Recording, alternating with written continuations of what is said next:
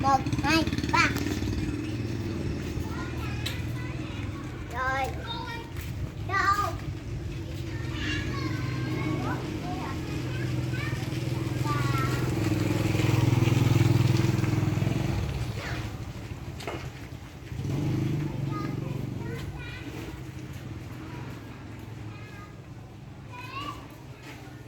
Một, hai, ba.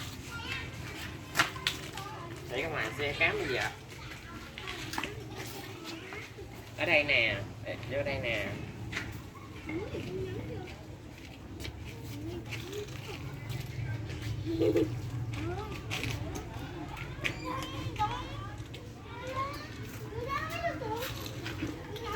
Thôi, giờ. Thôi. Thôi.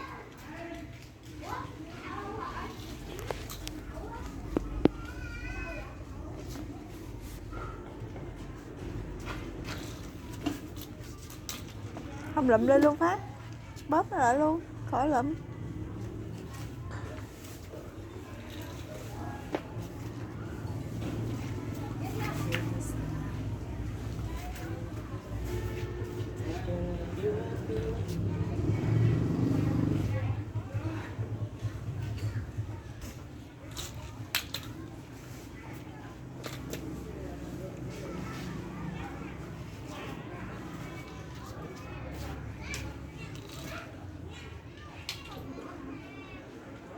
Lắm. Nó đợi lụm cho nó mình. Nè. Ghê vậy. Cái gì? Xe kìa. Dạ.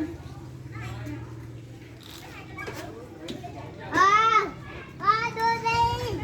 Đưa đi cơ ba. Cậu Út. Phải rồi.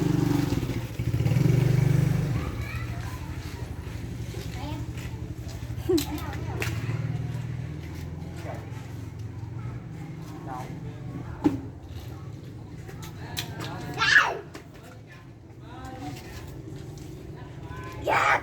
Cậu Út, bo kêu coi cậu Út. Cậu. Cậu Út đâu? Cậu Út kìa. Nói kia là Ui. Thôi.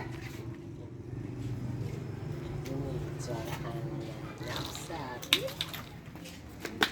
Can we know?